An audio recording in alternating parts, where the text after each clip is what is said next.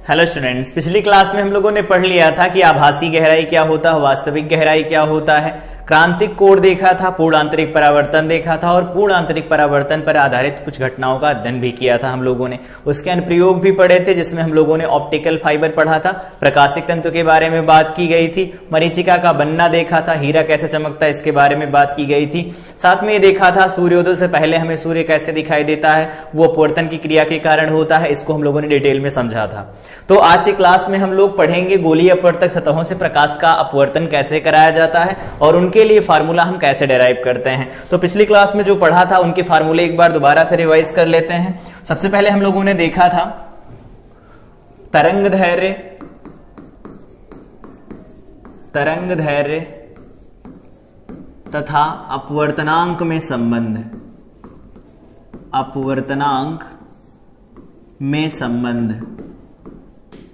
तरंग दैर्घ्य और अपवर्तनांक में संबंध हम लोगों ने देखा था। वो कैसा निकल के आया था? तो वो निकल के आया था μ2 by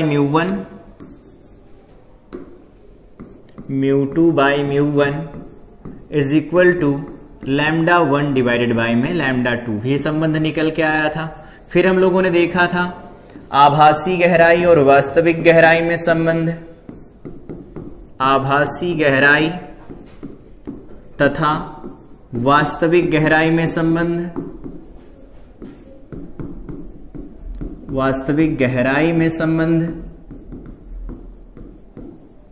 इसका फार्मूला क्या निकल के आया था? तो हम लोगों ने देखा था अगर वास्तविक गहराई लिखते हैं, आभासी गहराई को h अपरेंट से लिखा जाता है तो इसे लिखा जाता है h एक्चुअल डिवाइडेड बाय में म्यू लिखा जाता है। और म्यू होता क्या था? तो म्यू रिलेटिव होता था, रिलेटिव हुआ करता था। और म्यू रिलेटिव को अगर फाइनल इनिशियल के केस में लिखें तो हम लोगों ने देखा था म्यू जो यहां हुआ करता था वो क्या था?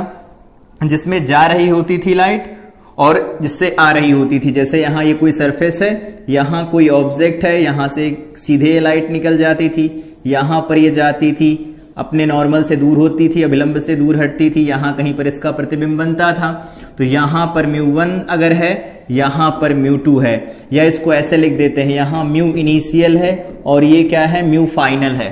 तो इसको ऐसे भी लिखा जा सकता है म्यू फाइनल डिवाइडेड बाय में म्यू इनिशियल इनटू में लिख सकते हैं h एक्चुअल, ये होता है h अपरेंट, इस तरह से भी लिखा जाता है। फाइनल अगर वायु में जा रही होगी तो सीधे सीधे हम म्यू से डिवाइड करके निकाल लेंगे। शिफ्ट भी देखा था हम लोगों ने, विस्थापन कितना होता है तो घटा के निकाला गया था। तो विस्थापन निकल के आया था h एक्चुअल इनटू में 1 - 1 बाय म्यू निकल के आया था। म्यू रिलेटिव हो सकता है, ठीक है, अगर होगा तो, वायु होगी तो डायरेक्ट म्यू रख देंगे हम। फिर यहां पर हम लोगों ने देखा था क्रांतिक कोण और अपवर्तनांक में संबंध, फिर देखा था क्रांतिक कोण तथा अपवर्तनांक में संबंध,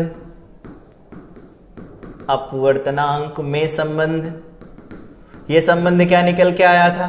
तो याद होगा ये निकल के आया था IC या C is equal to sine inverse mu rarer medium का और म्यू डेंसर मीडियम का लिखा जाता था। विरल माध्यम का अपवर्तनांक बटे सघन माध्यम का अपवर्तनांक लिखते थे। और F I की वैल्यू IC से बड़ी होती है तो यहां पर होता है पूर्ण आंतरिक परावर्तन। इन सब चीजों के बारे में पिछली क्लास में हम लोग बात कर चुके हैं, तो ये पिछली क्लास को रिवाइज कर लिया। आज की क्लास में हम लोग स्टार्ट करेंगे कि गोलीय अपवर्तक सतहें जो होती हैं उनसे प्रकाश का अपवर्तन कैसे कराया जाता है। तो पहले हम लोग डिस्कस करेंगे अवतल पृष्ठ के लिए, फिर बाद में बात करेंगे उत्तल पृष्ठ के लिए। तो अवतल पृष्ठ की थियरी यहां पर लिखी गई है। इधर जो कंप्लीट थियरी ये लिख रखी है इसको हम लोग फिगर बना के समझते हैं, फिर बताते हैं कि वो क्या लिखा गया है। तो फिगर हम लोग बनाते हैं तो ये एक अंतरा पृष्ठ दिया गया है यहां पर, तो ये अंतरा पृष्ठ दिया गया है S P डैश, ऐसा कुछ है S P S डैश, ये अंतरा पृष्ठ दिया गया है, ये हो गया अंतरा पृष्ठ, ठीक है, गोलीय अंतरा पृष्ठ है। इसका जो ये P है वो मध्य बिंदु है जिसको हम लोग ध्रुव कहते हैं। और फिर अगर यहां पर एक वस्तु रखी जाती है, यहां कहीं पर एक वस्तु है, उससे पहले यहां पर वक्रता केंद्र बना लेते हैं इसका। यहां कहीं पर इसका वक्रता केंद्र होगा, सी होगा। पी और सी को मिलाने वाली लाइन जो होगी वो वक्रता त्रिज्या होगी इसकी दूरी। यहां कहीं पर वस्तु रखी जाती है, जहां कहीं पर वस्तु रखी गई है जिसको ओ से प्रदर्शित कर रहे हैं हम लोग। यहां से अब प्रकाश किरणें जाएंगी, तो हम लोगों को पता है प्रकाश किरणें कम से कम 2 चाहिए होती हैं प्रतिबिंब बनाने के लिए। तो यहां से एक प्रकाश किरण इधर से जाएगी, यहां पर गिरेगी, ये प्रकाश किरण यहां से चलेगी और यहां पर जाकर टकराएगी। तो जब वो प्रकाश किरण वहां जाकर के गिरेगी तो हम यहां से देख पाएंगे कि इधर जो माध्यम दिया गया है वो विरल माध्यम है, विरल माध्यम है। और अगर इधर विरल माध्यम है, इसका अपवर्तनांक कुछ लेते हैं, सपोज μ1 है इसका अपवर्तनांक, और इसके दूसरी तरफ जो अपवर्तनांक दिया गया है वो सघन माध्यम है, सघन माध्यम है। तो सघन माध्यम का जो अपवर्तनांक लिखा गया है वो दिया गया है μ2। ये अजम्पशन है, हम लोगों को लेने ही पड़ेंगे अजम्पशन। तो μ1 μ2 सघन माध्यम विरल माध्यम हो गए। अब ये एक प्रकाश किरण यहां से जाती, वहां टकराती, टकराने के बाद अब ये अभिलंब से दूर हटेगी या उसकी तरफ जाएगी। तो विरल से सघन में जा रही है, तो विरल से सघन में जाएगी तो अभिलंब की ओर झुकेगी। तो सबसे पहले यहां अभिलंब खींचे, तो अभिलंब किसी भी वक्राकार सतह पर जो खींचा जाता है, हम लोगों ने दर्पण में पढ़ा था, वो कहां से खींचा जाता है, तो वो सी से खींचा जाता है, खींच दिया गया।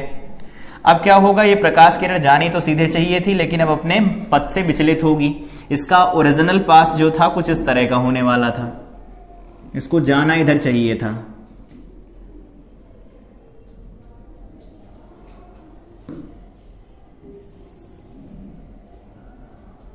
कुछ इस तरह से,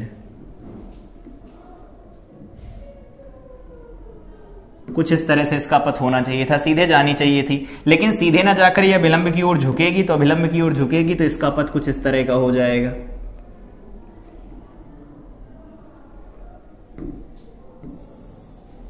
कुछ इस तरह का इसका पथ हो जाएगा।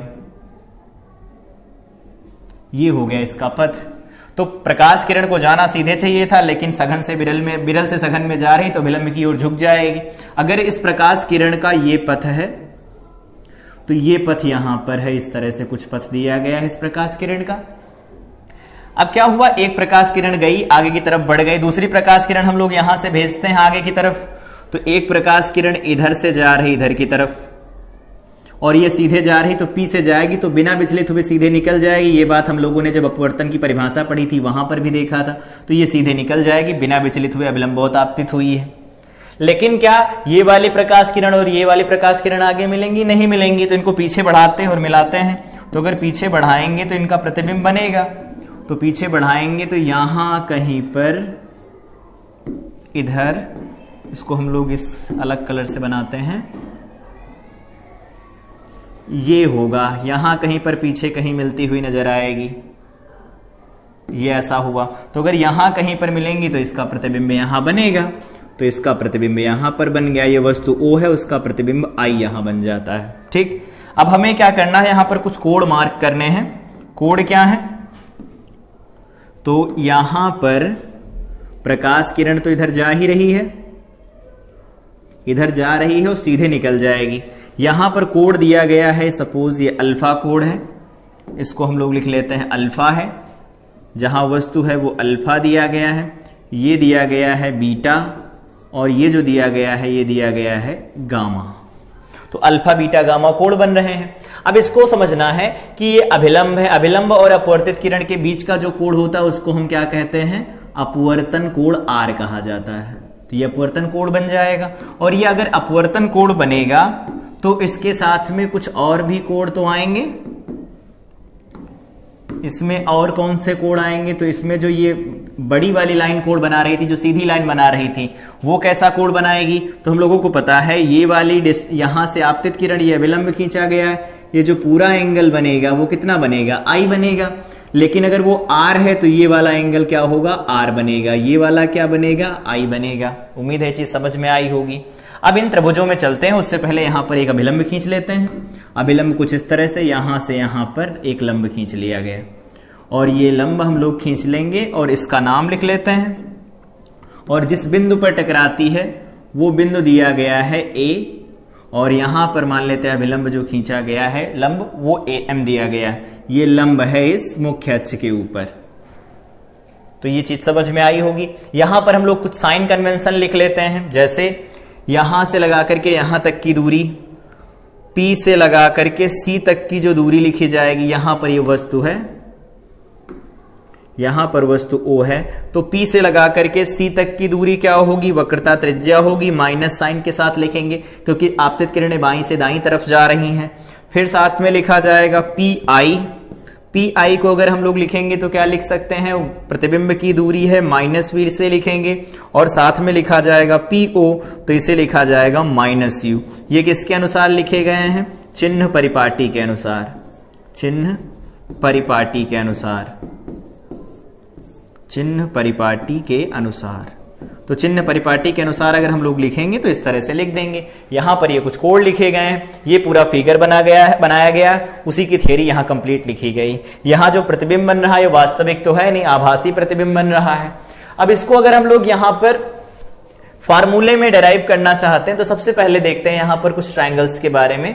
जैसे सबसे पहले ट्रायंगल को देखें हम लोग, तो यहां पर ये अल्फा लिखा गया है, ये अल्फा है, बीटा है, ये गामा है। किसी एक ट्रायंगल में सबसे पहले चलते हैं, तो इस ट्रायंगल में चलें अगर, तो यहां पर जो हमारे पास ट्रायंगल्स दिए गए हैं वो कुछ इस तरह का, एक ट्रायंगल ऐसा दिया गया है, ठीक है, दूसरी लाइन इसमें इस तरह से बनाई गई है, और एक लाइन इस तरह से बनाई गई है, ठीक है, और ये लाइन आगे बढ़ाई गई है ऐसा, ठीक है। दूसरा वाला त्रिभुज भी कुछ इसी तरह का दिया गया है, ये कुछ इस तरह का दिया गया है, ये लाइन आगे बढ़ाई गई है। त्रिभुज के इन नाम लिख देते हैं, कौन कौन सा त्रिभुज होगा। तो पहला जो त्रिभुज लिखा है AOC लिखा गया है, तो ये लिखा गया है AO और यहां पर C लिखा गया है। तो यहां पर जो कोण बन रहा वो तो अल्फा है, ठीक है, और जो ऊपर यहां कोण बन रहा वो क्या दिया गया है, I दिया गया है, और यहां जो कोण बन रहा बाह्य कोण वो क्या लिखा गया है, तो वो लिखा गया है गामा, ठीक है। इसी तरह से ये वाला कौन सा त्रिभुज है, AIC, तो ये दिया गया है A, यहां पर दिया गया है I, यहां C दिया गया है। तो इसमें A के साथ में यहां पर जो कोण बन रहा है वो कितना बन रहा है, तो वो R बन रहा है। यहां पर जो कोण बन रहा है वो बीटा बन रहा है, और यहां जो कोण बन रहा है वो गामा बन रहा है। तो दोनों त्रिभुज बाहर निकाल लिए, इनका समझ लिया कि कौन से कोण कैसे बन रहे हैं। अब अगर यहां पर हम लोग बहिष्कोण प्रमेय लगाएं, बहिष्कोण प्रमेय से,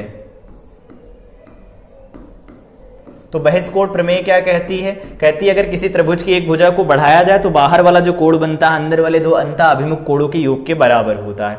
मतलब यहां से गामा की वैल्यू जो हम लिख सकते हैं वो क्या लिखी जाएगी, अल्फा प्लस आई लिखी जाएगी। हमें वैल्यू किसकी चाहिए, आई की, तो आई की वैल्यू निकालेंगे तो ये गामा माइनस अल्फा निकल के आएगा। आई की वैल्यू मिल गई पहले फिगर से। इस फिगर में अगर लिखा जाए बहिष्कोण प्रमेय से,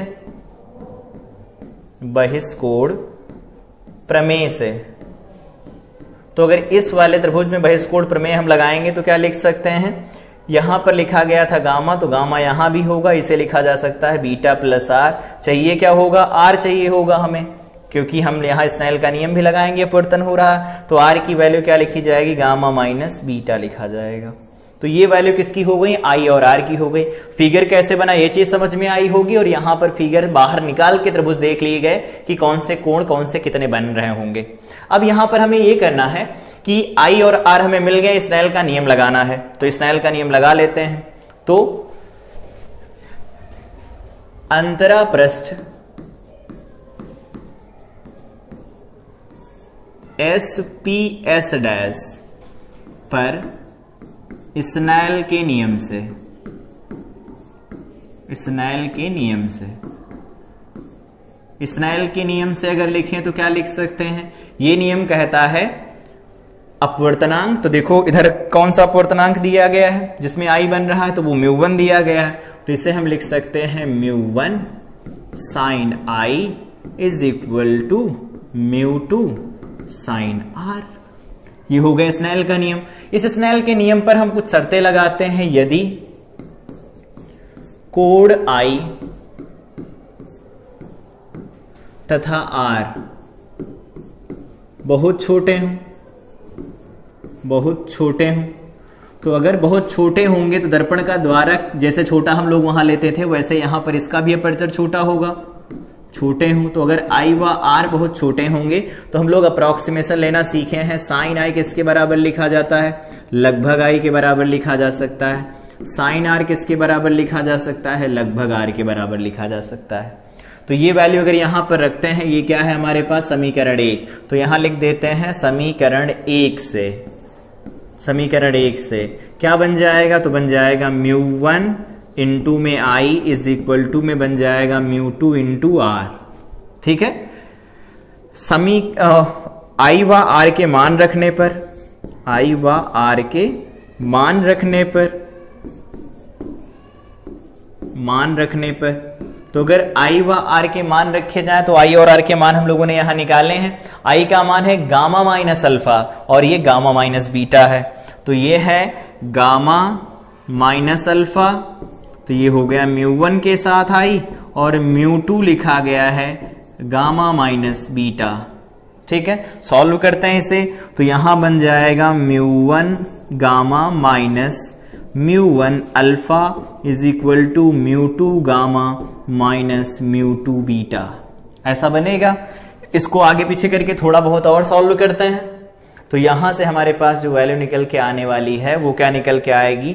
μ1 इंटू में गामा, और ये μ1 इंटू गामा को यहां से हटा देते हैं, सिर्फ हम लोग μ2 को ले जाते हैं, तो यहां लिख सकते हैं हम लोग μ2 इंटू में बीटा माइनस μ1 इंटू में अल्फा। देखो इसको उधर ले गए, जो यहां था वो पहले से है, इसको इधर ले आते हैं और ये पहले से लिखा ही हुआ है, तो ये बन जाएगा μ2 इंटू में गामा माइनस μ1 इंटू में गामा। तो फर्दर इसे क्या लिखा जा सकता है? μ2 माइनस μ1 इंटू में क्या लिख देंगे? गामा लिखा जाएगा। तो ये हो गई यहां से समीकरण जब आई व आर बहुत छोटे होते हैं। तो अगर ये समीकरण दी गई, इसको दोबारा से लिख देते हैं, समीकरण मान लेते हैं μ2 beta minus μ1 alpha is equal to μ2 minus μ1 into में क्या लिखा जाएगा? गामा लिखा जाएगा। ये हो गई समीकरण नंबर 2। अब हमें क्या करना है? वापस अपने फिगर पर चलते हैं। अल्फा बीटा गामा की वैल्यू चाहिए, वो भी tan में। तो अगर हम लोग यहां से अल्फा बीटा गामा को tan के साथ रिलेट करेंगे तो यहां फिर से लिखेंगे, यदि अल्फा बीटा गामा बहुत छोटे हों, जैसे वहां पर बताया बहुत छोटे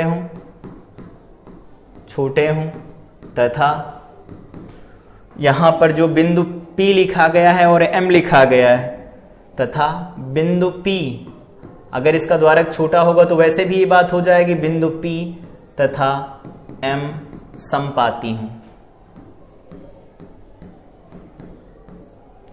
तो अगर समपाती होंगे तो यहां से हम लोग क्या लिख सकते हैं? समपाती होने का मतलब जितनी दूरियां M से मापी जाएंगी उन सबको हम P से लिखेंगे। तो यहां से लिखेंगे सबसे पहले tan अल्फा। ठीक है, अल्फा किसके बराबर होगा? तो ये रफली बराबर होने वाला है tan अल्फा की, और tan अल्फा किसके बराबर लिखेंगे हम लोग? तो tan अल्फा की वैल्यू देखो निकल के आएगी लंब AM डिवाइडेड बाय में OM, तो ये निकल के आएगा AM डिवाइडेड बाय में निकल के आएगा OM। इसको हम लोग सॉल्व करें तो AM को तो AM लिखा रहने देते हैं, इस OM को OP लिख देते हैं क्योंकि M और P समपाती हो जाएंगे। इसी तरह से बीटा की वैल्यू लिखी जाए तो बीटा भी अप्रोक्सीमेट किसके बराबर हो जाएगा? tan बीटा के बराबर हो जाएगा, और इसे सॉल्व करते हैं तो ये लिखा जाएगा AM, क्योंकि लंब तो सबका कॉमन है। आधार क्या बनेगा? तो आधार यहां M से लगा करके I तक की दूरी हो जाएगी, तो ये लिखेंगे M से लगा करके I तक की दूरी, तो इसको लिखा जा सकता है AM डिवाइडेड बाय में PI लिख लेंगे। ठीक है, फिर उसके बाद में गामा की वैल्यू लिखें तो गामा की वैल्यू लिखी जा सकती है, गामा लगभग में किसके बराबर हो जाएगा? tan गामा के, और इसको हम लिखेंगे AM क्योंकि लंब तो समान है, डिवाइडेड बाय में आधार, तो आधार यहां से यहां तक कितना बनेगा? M इंटू C, मतलब M और C बन जाएगा, तो इसको हम CM लिख सकते हैं। तो यहां बन जाएगा AM डिवाइडेड बाय में CM को CP लिखा जा सकता है, कुछ ऐसा बन जाएगा। तो ये हमारे पास अल्फा बीटा गामा की वैल्यू आ गई। क्या करना है इन्हें? तो इन्हें समीकरण 2 में रखना है। समीकरण 2 में रखने पर, तो समीकरण अगर 2 में रखा जाएगा तो क्या होगा? सारी वैल्यू रख देते हैं, फिर देखते हैं। तो यहां पर हमारे पास जो वैल्यू निकल के आ रही हैं, सबसे पहले लिखा गया है μ2 इंटू बीटा। तो क्या लिखेंगे हम लोग, μ2 इंटू में बीटा, बीटा की वैल्यू क्या है am डिवाइडेड बाई, देखते हैं तो बीटा की वैल्यू am डिवाइडेड बाई में pi,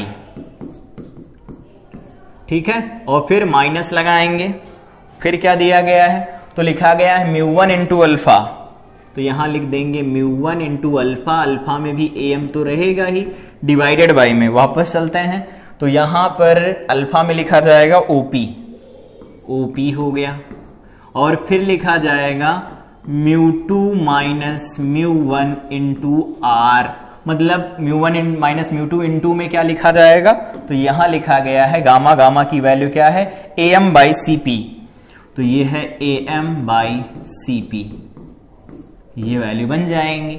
am देखो दोनों तरफ से कट जाएगा, सॉल्व करेंगे तो हमारे पास वैल्यू मिल जाएगी μ2 by pi minus μ1 by OP is equal to लिख सकते हैं μ2 माइनस μ1 डिवाइडेड बाई में CP, ठीक है। इन सब के मान हम लोगों ने पहले मान रखे हैं, यहां देखो दिया गया है PC minus R, PI minus V और ये माइनस U दिया गया है, सारे मान रख देते हैं यहां पर।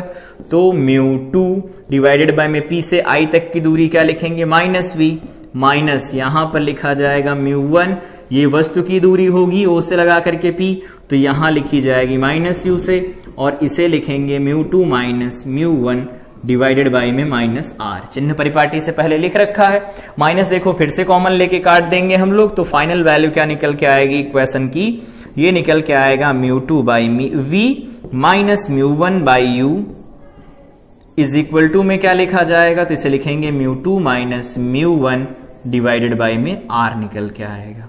तो ये होता है गोलीय अपवर्तक सतह से अपवर्तन का सूत्र, इसका यूज करके हम सारे क्वेश्चन सॉल्व कर पाएंगे अपवर्तक सतहों वाले। लेकिन इसमें क्या है, इसको और छोटा करके लिखा जा सकता है, वो इस तरह से, अगर हम लोग यहां से μ1 से सबको डिवाइड कर दें दोनों तरफ, तो यहां हो जाएगा μ1 से दोनों पक्षों में भाग देने पर, तो अगर दोनों पक्षों में भाग दे दिया जाएगा तो क्या लिखेंगे इसे, ये हो जाएगा μ2 बाई μ1 डिवाइडेड बाई में क्या हो जाएगा V, माइनस यहां भाग देंगे तो ये 1 बच जाएगा, यहां पर हो जाएगा U, और बराबर में लगा के लिखेंगे तो यहां लिखा जाएगा μ2 बाई μ1, और यहां हो जाएगा 1 और डिवाइडेड बाई में R बनेगा। यहां पर क्या है μ2 बाई μ1 क्या है, रिलेटिव रिफ्रैक्टिव इंडेक्स है, सापेक्षिक अपवर्तनांक है या अपेक्षिक अपवर्तनांक है। तो यहां हम लोगों को पता है कि 1μ2 अगर लिखा जाए तो वो किसके बराबर लिखा जा सकता है, μ2 बाई μ1 के बराबर लिखा जा सकता है। इसको थोड़ी देर के लिए मान लेते हैं म्यू, ये हम लोगों ने माना है, लेकिन याद रखेंगे म्यू क्या है, आपेक्षिक अपवर्तनांक है, या फिर इसको म्यू ना मान के वैसे 1μ2 लिख देते हैं, तो ये अपवर्तनांक हो गया। तो इसे क्या लिख पाएंगे हम लोग, mu by V minus 1 by U is equal to mu minus 1 by R, इस तरह से भी हम इसे छोटा करके लिख पाएंगे। लेकिन याद रखेंगे यहां म्यू जो दिया गया होगा वो आपेक्षिक अपवर्तनांक होगा, मतलब पहले माध्यम के सापेक्ष दूसरे माध्यम का अपवर्तनांक होगा, जो माध्यम यहां पर दिए गए थे ना, तो ये पहले माध्यम के सापेक्ष दूसरे माध्यम का अपवर्तनांक होता है। इस माध्यम को सघन दिखाने के लिए हम लोग कुछ इस तरह से दिखा देते हैं यहां पर कि ये माध्यम सघन है, कुछ इस तरह से, ठीक है। ये माध्यम सघन माध्यम, इधर वाला माध्यम विरल माध्यम है। तो जब कोई प्रकाश किरण सघन से विरल में जाएगी, विलंब से दूर हटेगी, इसका प्रतिबिंब यहां बनेगा, दो किरणें चाहिए होंगी। दो त्रिभुजों में हम लोगों ने I और R निकालने की कोशिश की, तो त्रिभुजों को बाहर निकाल लिया।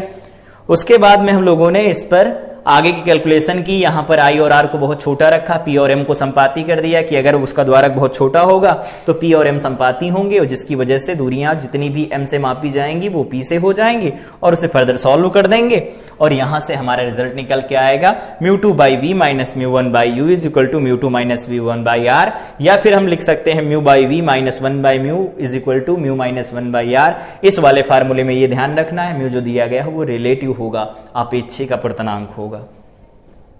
इसके बाद अगला है एकाकी गोलीय उत्तल पृष्ठ पर अपवर्तन का सूत्र। जैसे अवतल में हम लोगों ने यहां पर डिराइव किया, अभी हम लोगों ने देखा कि अवतल में इस तरह से बनाया जा सकता है फार्मूला, तो उत्तल में भी इसी तरह से फार्मूला बनाया जा सकता है, उसको समझते हैं। तो ये हमारे पास फिगर बनाया गया है इस उत्तल पृष्ठ के लिए। तो यहां पर हम लोग सबसे पहले एक वस्तु मानते हैं, जैसा कि पिछले वाले डेरिवेशन में माना था। एक वस्तु है यहां कहीं पर रखी गई है, जिसको हम O से प्रदर्शित कर रहे हैं, ठीक है। ये वस्तु कोई बिंदु वस्तु है, बिंब वस्तु है, O है। इसकी थ्योरी यहां पर क्यों नहीं लिखी, क्योंकि इससे पहले हम लोगों ने यहां पर कंप्लीट थ्योरी लिख रखी थी अवतल की, तो उत्तल की इससे देख करके लिख सकते हैं, ठीक है। तो अगर हम लोग यहां पर एक वस्तु रखते हैं और ये वस्तु इसके मुख्य अक्ष पर रखी गई है, तो इससे जाने वाली दो किरणें चाहिए। तो एक तो किरण ये खुद मुख्य अक्ष हो जाएगा, सीधे प्रकाश किरण निकलेगी, चली जाएगी। दूसरी प्रकाश किरण अगर यहां से हम लोग पास करवाते हैं, ये प्रकाश किरण मान लेते हैं यहां से जाकर के यहां गिरती है, ठीक है। तो जब ये प्रकाश किरण यहां पर गिरेगी, अभिलंब खींचना पड़ेगा। तो अभिलंब कहां से खींचा जाता है, तो अभिलंब सी से खींचा जाता है, तो सी यहां कहीं पर होगा, तो सी यहां कहीं पर होगा, ये सी हो गया। तो अगर इस पॉइंट को हम लोग सी नाम दे देते हैं, ये सी हो गया। तो अब ये प्रकाश किरण यहां से जा रही है, टकराई इस अपवर्तक सतह से। अपवर्तक सतह का नाम जो पहले था वो अभी भी है एस पी एस डैश, ये अपवर्तक सतह है हमारे पास, ठीक है। इसका मध्य बिंदु पी है। तो ओ से प्रकाश किरण यहां से चल रही है और जाकर के आगे आपतित हो रही है अपवर्तक सतह पर। इधर भी अब की बार विरल माध्यम दिया गया है, अगली बार की तरह है, विरल माध्यम दिया गया है, और इसका अपवर्तनांक दिया गया है μ1, और इधर दिया गया है सघन माध्यम, इधर सघन माध्यम दिया गया है। ध्यान से देखते रहेंगे कि फिगर कैसे बनाना। तो ये हो गया इधर सघन माध्यम, सघन माध्यम, और सघन माध्यम का जो अपवर्तनांक दिया गया है वो अगली बार की तरह μ2 दिया गया है। तो प्रकाश किरण जब एक माध्यम से दूसरे माध्यम में जाती, तो हम लोगों को ये पता है कि वो अभिलंब की ओर झुक जाती है। तो ये प्रकाश किरण चलेगी तो यहां से, लेकिन यहां पर इसको जाना चाहिए था सीधे, कुछ इस तरह से सीधे जाना चाहिए था इसे, लेकिन क्या सीधे जाएगी, नहीं, सीधे नहीं जाएगी, अभिलंब की ओर झुकेगी। तो अगर अभिलंब की ओर झुकेगी तो इसके साथ क्या होगा, कुछ इस तरह से अभिलंब की ओर झुक जाएगी। अभिलंब की ओर झुक गई प्रकाश किरण आगे बढ़ करके, ये हो गई अपवर्तित किरण, ये हो गई आपतित किरण। अब इनको देखा जाए तो आगे कहीं जाकर के मिलने वाली नहीं है, ये प्रकाश किरण तो इधर चली जाएगी,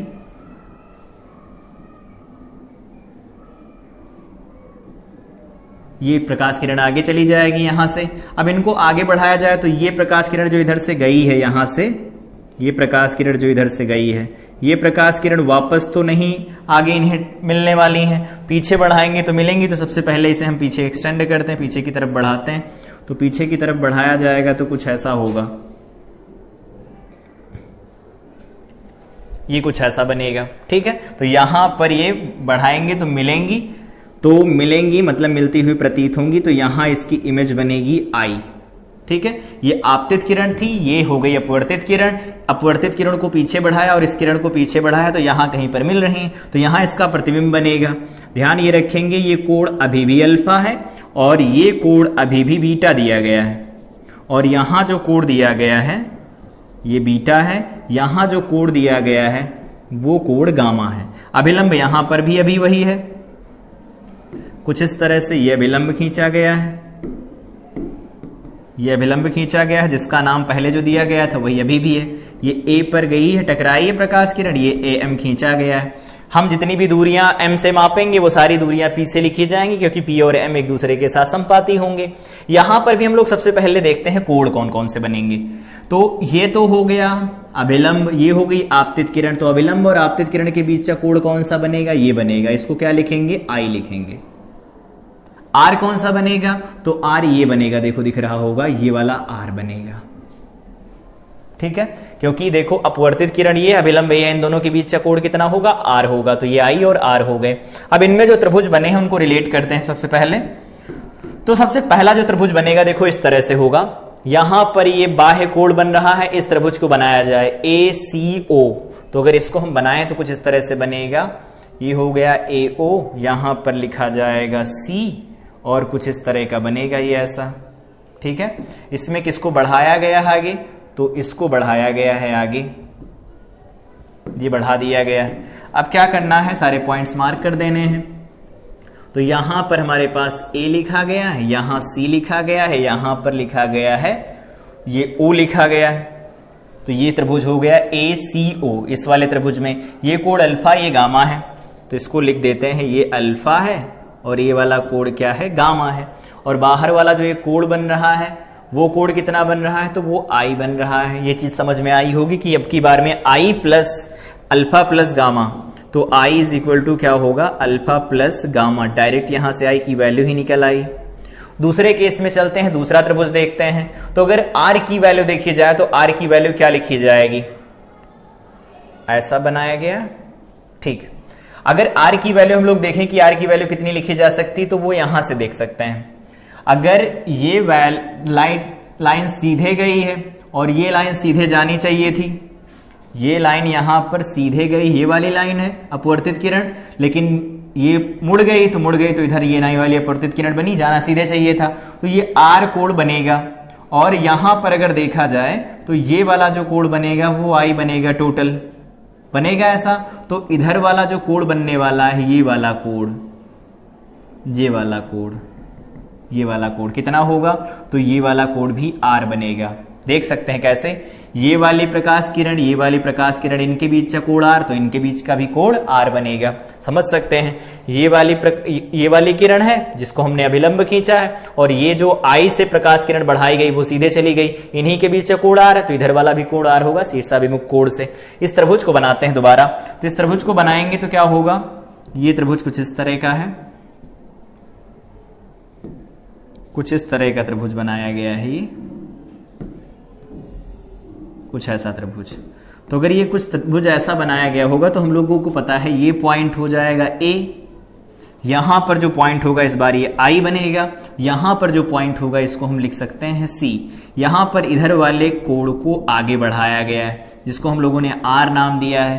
तो यहां तो गामा है, ठीक है, लेकिन यहां पर इस बार क्या हो जाएगा, बीटा लिखा जाएगा। तो चलो यहां से वैल्यू निकाल लेते हैं। तो यहां से R की वैल्यू क्या लिखी जाएगी, गामा प्लस बीटा। तो देखो I भी निकल आए और R भी निकल आए। अब हम स्नेल का नियम लिखेंगे। तो अगले पेज पर चलते हैं, लिखते हैं स्नेल के नियम से।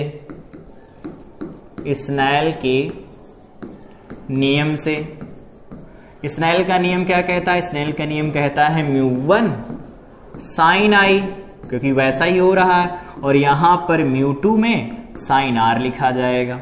यदि I व R छोटे हों तो वही कंडीशन बनेंगी, यदि I व R बहुत छोटे हों, अगर I व R बहुत छोटे होंगे तो हम लिखेंगे μ1, इसे लिख देंगे I बराबर μ2 में sin R। एक बार लिख चुके हैं सारी थियरी, तो अब रिपीट नहीं करते हैं, डायरेक्ट चीजों को लिखने की कोशिश करते हैं। अब अगर यहां पर I और R की वैल्यू रख दी जाए तो यहां पर μ1 बनेगा। I क्या निकाला है, I निकाला alpha plus gamma, alpha plus gamma, और μ2 हो जाएगा। R क्या निकाला है, तो R की वैल्यू हम लोगों ने निकाली है यहां पर gamma plus beta, gamma plus beta. Solve कर देते हैं तो देखो ये आ जाएगा μ1 अल्फा और यहां पर आ जाएगा minus μ2 beta is equal to μ2 minus μ1 में बन जाएगा देखो गामा। यहां पर μ1 अल्फा लिख दिया, यहां पर μ2 बीटा आएगा, इधर ले आओ, इधर μ2 गामा लिखा रहेगा पहले से और μ1 गामा लिखा रहेगा। तो इस तरह से हमारे पास ये पहली समीकरण तैयार हो गई। यहां अल्फा बीटा गामा की समीकरणें हम फिर से लिखेंगे।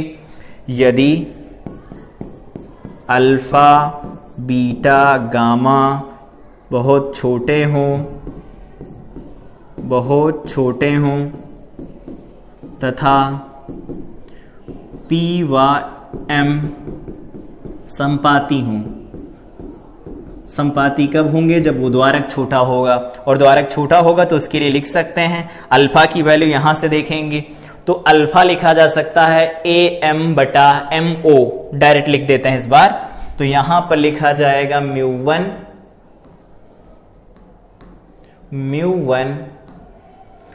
इनटू में लिखा जाएगा अल्फा। अल्फा की वैल्यू क्या है हमारे पास? तो अल्फा की वैल्यू देखो निकल के आएगी, लंब क्या है? वो AM है, तो AM डिवाइडेड बाई में लिखा जाएगा MO, तो ये AM डिवाइडेड बाई में लिखा जाएगा MO, और MO को हम क्या लिख सकते हैं? MO को लिखा जा सकता है PO, तो PO लिख देंगे हम लोग, क्योंकि ये शर्त लिख चुके हैं कि P और M संपाती हैं। माइनस म्यू2 इनटू में क्या लिखा गया है? तो बीटा है, बीटा के पास चलते हैं तो बीटा लिखा गया है वस्तु के लिए, तो AM डिवाइडेड बाई में PI बनेगा, MI बनेगा, इसको हम PI लिख लेंगे, तो ये बन जाएगा AM डिवाइडेड बाई में PI बराबर म्यू2 माइनस म्यू1 इनटू में गामा बनेगा, और गामा को क्या लिखा जा सकता है? तो गामा हम लोग ये लिख सकते हैं AM डिवाइडेड बाई में क्या लिख सकते हैं? तो वो वैल्यू लिखी जा सकती है P, और ये C लिखा जाएगा डायरेक्ट, क्योंकि अप्रोक्सीमेशन लगा के लिख रहे हैं, तो AM डिवाइडेड बाई में PC लिखा जाएगा, या CP लिखेंगे, वैसे बनेगा तो CM, लेकिन हम लिख देंगे उसे CP। AM कैंसिल हो जाएंगे तो यहां निकल के आएगा म्यू1 बाई PO माइनस म्यू2 बाई में बन जाएगा PI इज इक्वल टू लिखा जाएगा म्यू2 माइनस म्यू1 डिवाइडेड बाई में क्या बनेगा? CP बनेगा। वापस चलते हैं अपने फिगर पर और इन सबके साइन कन्वेंशन लिखते हैं। सबसे पहले अगर बात किया जाए P से लगा करके O तक की दूरी, तो ये किसकी दूरी? वस्तु की दूरी। माइनस U से लिखेंगे बाईं तरफ की दूरी है, या फिर आपतित किरणों की विपरीत दिशा में है। साथ में अगर बात करें PI की, तो PI भी माइनस V से लिखा जाएगा, प्रतिबिंब की दूरी है। और इधर अगर लिखा जाए PC, तो ये हम लोग प्लस R से लिखेंगे। वैल्यू पुट कर देते हैं, तो ये माइनस V ऐसा सब बन गया है, लिख देते हैं म्यू1 डिवाइडेड बाई में O वस्तु है, वस्तु को क्या लिखेंगे? माइनस U, माइनस यहां पर क्या लिखा जाएगा? म्यू2 डिवाइडेड बाई में, यहां क्या लिख सकते हैं? तो यहां हम लोग लिख पाएंगे PI क्या बनेगा? तो PI को हम लिखेंगे यहां से माइनस V में बनेगा, ठीक है। और बराबर में क्या लिख सकते हैं? यहां बन जाएगा म्यू2 माइनस म्यू1, ये प्लस R बनेगा। सॉल्व करते देखो माइनस माइनस प्लस, तो इसको पहले लिख देते, तो बन जाएगा म्यू2 बाई V माइनस ये बन जाएगा म्यू1 by U is equal to ये क्या बन जाएगा? म्यू2 माइनस म्यू1 डिवाइडेड बाई में R। तो जब भी ये फार्मूला लगाना हो, दोनों अपवर्तक सतहों के लिए ये फार्मूला वैलिड है, इसलिए 2 बार डेरिवेशन कर लिया। बोर्ड के लिए इंपॉर्टेंट था, इसलिए इतनी देर लगाकर हम लोगों ने प्रॉपर तरीके से समझा कि इसका डेरिवेशन कैसे किया जा सकता, हर एक चीज को बारीकी से समझा। पहले वाले में केस में हम लोगों ने सारी चीजों को पहले बनाया, उसके बाद प्रॉपर तरीके से हम लोगों ने इसे डिफाइन किया। जैसे यहां पर देखो, बनाया, फिर सारी चीजों को लिखा, सारी कंप्लीट थियरी लिखी है, फार्मूले को छोटा भी किया, फिर इसके बाद में दूसरे वाले को यहां पर डेराइव कर लिया। इसका जो दूसरा वाला फॉर्म बनता है, उसकी दूसरी वाली फॉर्म को हम लोगों ने यहां पहले लिख चुके हैं। यहां पर देखो लिखी गई है दूसरी वाली फॉर्म, तो ये दूसरी वाली फॉर्म है जो वैलिड है दोनों केस के लिए, लेकिन यहां म्यू रिलेटिव लिखा जाता है, ठीक है, जब म्यू लिखा जाएगा अकेले। तो अब आगे बात करते हैं हम लोग और बनाते हैं कि अगर कोई वस्तु है, अपवर्तक गोलीय पृष्ठ के सामने उससे प्रतिबिंब बनता, तो उसका आवर्धन कैसे लिखा जाता है? अनुप्रस्थ आवर्धन। तो उसके लिए देखो ऐसे लिखते हैं। सबसे पहले हम लोगों को पता है, अभी जो फार्मूला निकल के आया है वो क्या है? म्यू2 बाई V माइनस म्यू1 by U is equal to, यहां क्या निकल के आया है? तो ये निकल के आया है म्यू2 माइनस म्यू1 डिवाइडेड बाई में R, ठीक है। ये तो हमारे पास निकल के आया अपवर्तक गोलीय सतह के लिए अपवर्तन का सूत्र है। क्या है ये? अपवर्तक गोलीय पृष्ठ के लिए अपवर्तन का सूत्र। अपवर्तन का सूत्र ये दिया गया। ठीक, अब इसको हम लोग बदलने की कोशिश करते हैं। जैसे दर्पण फार्मूला हम लोगों ने पढ़ा था, तो दर्पण फार्मूला क्या था? दर्पण सूत्र क्या था? दर्पण का सूत्र तो वो हम लोगों ने पढ़ा था 1/f बराबर 1/v प्लस 1/u होता है। ठीक है, और इसके लिए आवर्धन जब लिखते थे तो वो लिखे थे -v/u लिखा जाता था या i/u लिखते थे। अगर किसी तरह से इस फार्मूले को हम लोग दर्पण के फार्मूले में बदल लें, उसके लिए रेखीय आवर्धन सब कुछ लिख लेते हैं, तो वो आवर्धन अपने आप माइनस प्लस को एडजस्ट करके वो बन जाएगा अपवर्तक सतह के लिए। तो इसे लिखते हैं ऐसा। अगर हम 1 ऊपर लिखना चाहते हैं तो इसे लिख सकते हैं 1, इस μ2 को नीचे डिवाइड में लिख देते हैं, v/μ1 हो जाएगा, μ2 हो जाएगा। और यहां पर प्लस लगा लेते हैं, यहां लिखते हैं 1 डिवाइडेड बाई में से क्या लिख देते हैं? u डिवाइडेड बाई में μ1 माइनस चिन्ह के साथ ऐसा लिख देते हैं। तो देखो 1/ये v बन गया, 1/ये u बन गया, यहां 1/f बनता है, तो इसे अगर लिखा जाए तो क्या लिख सकते हैं? r डिवाइडेड बाई में इसे लिख देंगे μ2 माइनस μ1, ये बन गया। ठीक है, इसके साथ अगर हम लोग इसकी तुलना करते हैं तो यहां पर हमारे पास जो u निकल के आएगा, u वो मान लेते हैं u डैश है, यहां पर ये f डैश है, v डैश है, u डैश है, यहां v dash by u dash होगा।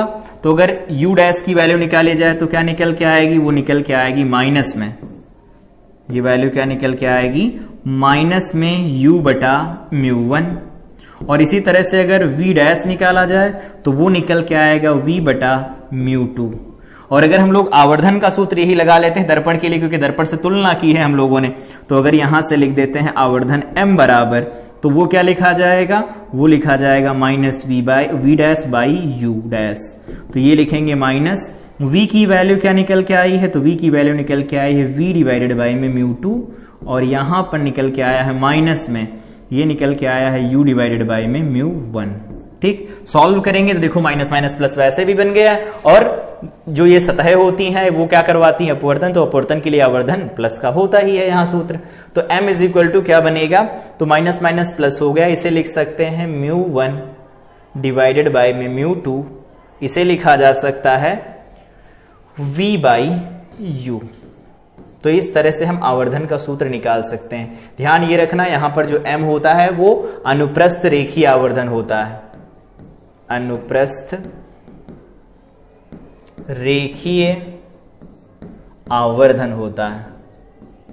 तो इस तरह से अनुप्रस्थ रेखीय आवर्धन निकाला जा सकता है अपवर्तक सतह के लिए, इस तरह से निकालेंगे।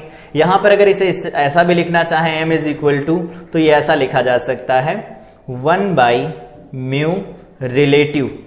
ठीक है, और यहां पर क्या लिखा जा सकता है? v/u लिख सकते हैं, क्योंकि μ2/μ1 बनेगा, तो इस तरह से लिखा जा सकता है। कहने का मतलब ये है कि इसको हम ऐसे लिख सकते हैं, m इज इक्वल टू 1/, इसे लिख सकते हैं μ2/μ1, और यहाँ v/u लिख सकते हैं, तो ये बन जाएगा म्यू रिलेटिव। इस तरह से रिलेट करके लिख पाएंगे। लेकिन ध्यान रखेंगे ये कैसा होगा? तो ये आपेक्षिक अपवर्तनांक होगा, पहले माध्यम के सापेक्ष दूसरे माध्यम का अपवर्तनांक होगा। हम लोगों ने अपवर्तनांक के बारे में पढ़ा था पिछली क्लास में, पिछली से पिछली क्लास में, तो वहां पर इन चीजों के बारे में बात की थी। तो ये हो गया गोलीय अपवर्तक सतहों से बने प्रतिबिंब का अनुप्रस्थ आवर्धन। अब बात कर लेते हैं कि यहां पर जो फोकस बनेंगे उनकी परिभाषाएं हम लोग कैसे लिखते हैं। तो सबसे पहली हेडिंग हमारी दे रखी है मुख्य फोकस तथा प्रथम फोकस दूरी। तो मुख्य फोकस तथा प्रथम फोकस दूरी को ऐसे समझते हैं कि अगर प्रकाश किरणें किसी बिंदु से चलें, जैसे यहां पर प्रकाश किरणें चलती हैं किसी बिंदु से, ये मुख्य अक्ष पर स्थित वो बिंदु होता है, बिंदु बिंब होता है। यहां पर परिभाषा लिखी भी गई, एक बार पढ़ना चाहें पढ़ भी सकते हैं। किसी गोलीय अपवर्तक पृष्ठ का प्रथम फोकस उस गोलीय पृष्ठ की मुख्य अक्ष पर स्थित वह आभासी बिंब है, आभासी बिंदु बिंब है, जिससे चलने वाली आभासी अथवा काल्पनिक किरणें पृष्ठ से अपवर्तन के पश्चात उस पृष्ठ की मुख्य अक्ष के समांतर हो जाती हैं। तो यहां पर हम लोग अगर बात करें कि यहां पर है ये वो बिंदु जिसको हम कह रहे हैं प्रथम या मुख्य फोकस, तो यहां से अगर प्रकाश किरणें चलेंगी, यहां से अगर प्रकाश किरणें चलेंगी, एक प्रकाश किरण इधर चल रही है, दूसरी प्रकाश किरण इधर चल रही है, तो इससे अपवर्तन के पश्चात ये क्या हो जाती हैं? समांतर हो जाती हैं।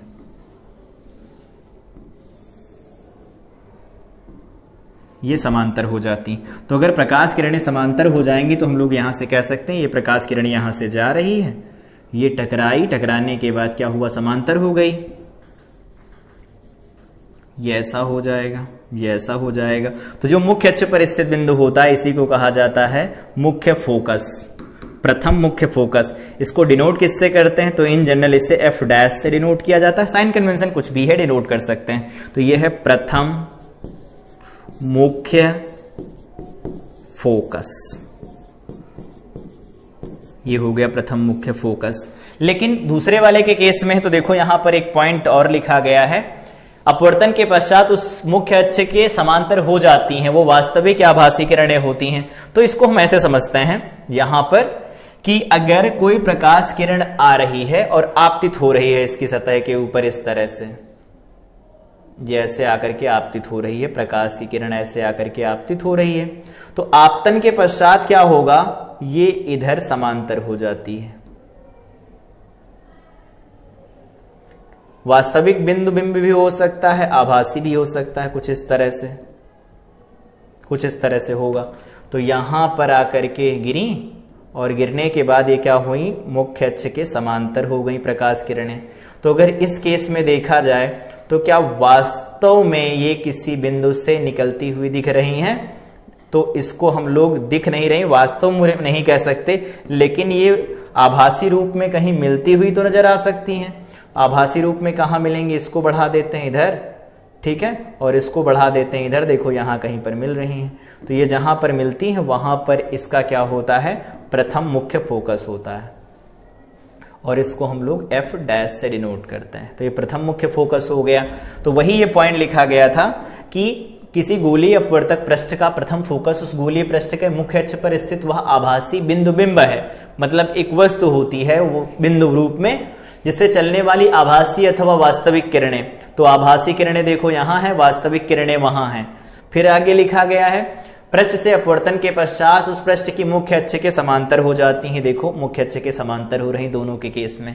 लेकिन अब अगर यहां से देखा जाए तो सबसे पहले ये देख लेते हैं कि जो यहां पर P होगा, जिसको हम लोगों ने अभी ध्रुव नाम दिया, P होगा, यहां पर भी P होगा, तो प्रकाश किरणें आ कहां से रही हैं और जा कहां से रही हैं। तो इसको हम लोग ऐसे समझते हैं, यहां पर ये वस्तु मतलब बिंब रूप में ये ऐसा मानते हैं कि ये पॉइंट है और इस पॉइंट को हमने कहा प्रथम मुख्य फोकस।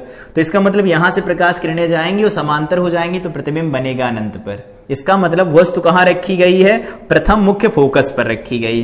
तो इस केस का मतलब है कि अगर हम लोग इसका फार्मूला डिराइव करना चाहें कि फार्मूला क्या बनेगा, तो यहां पर दिया गया है, अर्थात लगा करके लिख सकते हैं हम लोग, अर्थात, जिसको अर्थात लगा के लिखे तो इसका मतलब है कि वस्तु कहां पर है, फोकस पर है, और प्रतिबिंब कहां बन रहा है, तो वो अनंत पर बन रहा है, क्योंकि प्रकाश किरणें देखो समांतर हो जा रही हैं, तो प्रतिबिंब अनंत पर बन रहा होगा। अगर ये शर्त लगाते हैं हम अपवर्तन के सूत्र में, जो म्यू वाला रिलेशन निकल के आया था, तो वो क्या था, तो वो था mu by V minus 1 by U is equal to mu minus 1 by R, ऐसा था। इसमें वैल्यू पुट कर देते हैं तो ये बन जाएगा म्यू बाई, यहां पर बन जाएगा इन्फिनिटी, और यहां पर जो f लिखा जाएगा वो बाई साइड का है, क्योंकि हम लोग इसे ऐसे लिखेंगे तो ये माइनस f लिखा जाएगा, ठीक है। तो ये बन गया माइनस 1 बाई, यहां पर लिखा जाएगा minus f is equal to में बन जाएगा म्यू माइनस 1 बाई आर बनेगा, ठीक है। यहां पर ऐसा क्यों किया, क्योंकि अगर ये ध्रुव हमारा होगा तो इधर की जो दूरी लिखी जाएगी वो माइनस में लिखी जाएगी। तो सॉल्व करें इसे तो क्या मिलेगा, ये तो हो गया 0, ये हो गया ऐसा, तो ये बन जाएगा 1 by F is equal to mu minus 1 by R. Implies that लगा करके अगर लिखें तो लिख सकते हैं एफ जो बनेगा हमारे पास, ये जो फोकस दूरी होती है वो प्रथम फोकस दूरी होगी, और प्रथम फोकस दूरी को हम एफ डैश से डिनोट करते हैं, तो ये हो जाएगा एफ डैश। तो F dash is equal to हम क्या लिख सकते हैं, ये बनेगा आर डिवाइडेड बाई में म्यू माइनस 1। तो इस तरह से हम लोग प्रथम फोकस दूरी का फार्मूला निकाल सकते हैं। जहां लिखना चाहें तो लिख सकते हैं कि जो एफ डैश दिया गया है, एफ डैश वो क्या है, प्रथम मुख्य फोकस दूरी, फोकस दूरी है, ये इस केस के लिए दिया गया है। तो ये हमारे पास फार्मूला क्या निकल के आया कि अगर हम प्रथम मुख्य फोकस की दूरी लिखना चाहते हैं तो वो ये फार्मूला निकल के आता है। अलग अलग दर्पण के केस में ये वैल्यू अलग अलग निकल के आएगी। जैसे ये कैलकुलेशन हम लोगों ने किसके लिए की, तो ये कैलकुलेशन है किसके लिए, उत्तल अपवर्तक सतह के लिए, सतह के लिए। अगर हम बात करें यहां पर कि अवतल अपवर्तक सतह के लिए बात की जाए, तो अवतल अपवर्तक सतह के लिए, अपवर्तक सतह के लिए, तो उत्तल अपवर्तक सतह को देखते हैं, उसके बाद बात करते हैं। यहां अगर इस केस में देखेंगे हम लोग यहां से, तो इसका देखो ये जो फोकस होगा ये पॉजिटिव के साइन के साथ लिखा जाएगा साइन कन्वेंशन के अकॉर्डिंग। तो यहां पर u इज इक्वल टू जो लिखा जाएगा वो हम डायरेक्ट f डैश लिखेंगे और जो v बनेगा वो इन्फिनिटी बनेगा। तो हमारे पास फार्मूला निकल के आएगा म्यू बाई v तो अनंत बनेगा, -1 बाई u की वैल्यू लिखी जाएगी f dash is equal to बन जाएगा म्यू -1 बाई r। तो यहां से देखो f डैश की वैल्यू क्या निकल के आएगी, तो -r डिवाइडेड बाई में म्यू -1 निकल के आएगा। कुछ इस तरह से वैल्यू निकल के आएगी। अगेन यहां पर जो म्यू लिखा जाएगा वो कैसा होगा, तो म्यू जो होगा वो रिलेटिव रिफ्रैक्टिव इंडेक्स होगा, पहले माध्यम के सापेक्ष दूसरे माध्यम का होगा। तो ये उत्तल का हो गया और ये अवतल का हो गया। इंडिविजुअल कैसे कैलकुलेशन करते हैं, उम्मीद है चीज समझ में आई होगी। आगे बात करते हैं दूसरे पॉइंट के बारे में कि द्वितीय मुख्य फोकस और द्वितीय फोकस दूरी क्या होती है, इसको समझते हैं। तो इसको ऐसे समझते हैं जैसे कि अगर समांतर प्रकाश किरणें आ रही हों, जैसे हम लोग क्लास 10th में पढ़ते हैं लेंस के बारे में, वही सब चल रहा है कि अगर ये एक समांतर प्रकाश किरणें आ रही हैं, यहां पर समांतर प्रकाश किरणें आ रही हैं, तो इससे अपवर्तन के पश्चात क्या होगा, तो अपवर्तन के पश्चात ये क्या होंगी, अविलंब की ओर झुकेंगी। तो यहां से प्रकाश किरणें जो समांतर प्रकाश किरणें आ रही हैं, अब इसके अपवर्तन के पश्चात क्या होंगी, अविलंब की ओर झुकेंगी तो कहीं ना कहीं जाकर के मिलेंगी, तो कहीं ना कहीं जाकर के मिलेंगी। तो कुछ इस तरह से होगा, ये कहीं ना कहीं जाकर के मिलेंगी। तो जहां पर जाकर के मिलेंगी वहां प्रतिबिंब बनेगा, इसको कहा जाता है द्वितीय मुख्य फोकस। तो ये हो गया हमारे पास द्वितीय मुख्य फोकस, द्वितीय मुख्य फोकस हो गया। इसकी भी थियरी लिखी भी देख लेंगे। द्वितीय मुख्य फोकस पहले समझ लेते हैं। तो यहां से यहां तक की जो दूरी हो जाएगी द्वितीय मुख्य फोकस दूरी हो जाएगी।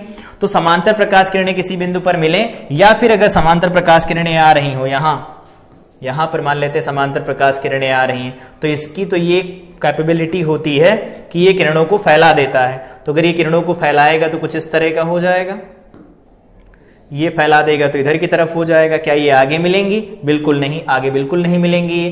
तो अगर आगे नहीं मिलेंगी तो इनको पीछे बढ़ाएंगे हम लोग। तो अगर पीछे बढ़ाएंगे तो कुछ इस तरह का होगा इनके साथ, ये ऐसा बनेगा। तो यहां कहीं पर मिलेंगी तो यहां पर बनेगा इनका द्वितीय मुख्य फोकस। ठीक है, इस केस में देखो जो F निकल के आएगा, द्वितीय मुख्य फोकस दूरी जो F निकल के आएगी, तो इस केस के लिए अगर हम लिखें तो U कहां पर है, माइनस अनंत पर है, और V कहां पर बन रहा प्रतिबिंब, तो प्रतिबिंब बन रहा F पर, तो इसे हम F लिख लेंगे। ठीक है, और इस वाले केस के लिए अगर बात करें तो यहां पर क्या है, U तो दिया गया है माइनस इन्फिनिटी पर, और जो प्रतिबिंब बन रहा वो कहां पर बन रहा, तो माइनस F पर बन रहा है। दोनों अलग अलग केस के लिए हम लोग फार्मूला लगाते हैं और फार्मूला निकाल लेते हैं। क्या होगा फोकस दूरी का फार्मूला, द्वितीय फोकस दूरी का। तो पहले हम लोग यहां पर डेफिनेशन पढ़ लेते हैं, दी गई है किसी गोलीय अपवर्तक पृष्ठ का प्रथम मुख्य फोकस उस गोलीय पृष्ठ द्वितीय मुख्य फोकस होगा। यहां पर द्वितीय मुख्य फोकस, द्वितीय मुख्य फोकस उस गोलीय पृष्ठ की मुख्य अक्ष पर स्थित वह आभासी बिंदु होता है जिसके लिए आपतित किरणें मुख्य अक्ष के समांतर होती हैं। आपतित किरणें मुख्य अक्ष के समांतर है। देखो तो अगर हम लोग यहां कैलकुलेशन करते हैं उत्तल अपवर्तक पृष्ठ के लिए,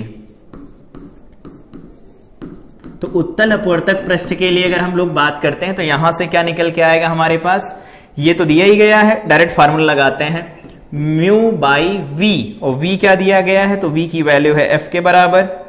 तो ये है हमारे पास एफ के बराबर वैल्यू, और 1 बाई यू की वैल्यू माइनस इन्फिनिटी है, इज इक्वल टू 1 बाई, या फिर इसको लिखते हैं n-1 म्यू -1 बाई आर। तो अगर यहां से f की वैल्यू निकाली जाए तो क्या निकल के आएगी, तो f इज इक्वल टू निकल के आएगा म्यू आर डिवाइडेड बाय में म्यू -1। इस तरह से हम लोग लिखेंगे। तो ये तो हो गया उत्तल अपवर्तक सतह के लिए। यहां f क्या है, तो ये है द्वितीय मुख्य फोकस दूरी, मुख्य फोकस दूरी ये निकल के आएगी। लेकिन अगर अवतल सतह के लिए लगाया जाए तो अवतल सतह के लिए फार्मूले में देखो एफ में -f रखना है, तो अगर लगाते हैं अवतल अपवर्तक पृष्ठ के लिए, तो अगर अवतल अपवर्तक पृष्ठ के लिए फार्मूला लगाया जाएगा तो म्यू बाई यहां लिखा जाता है v, तो v यहां पर f की जगह -f लिखा जाएगा, -1 बाई -∞, ये बन जाएगा म्यू -1 बाई r बनेगा। अब अगर इसकी कैलकुलेशन की जाए तो देखो f की वैल्यू इस बार क्या निकल के आएगी, माइनस साइन का डिफरेंस होगा, बाकी सब कुछ सेम रहेगा, तो ये आ जाएगा mu into r divided by में म्यू -1।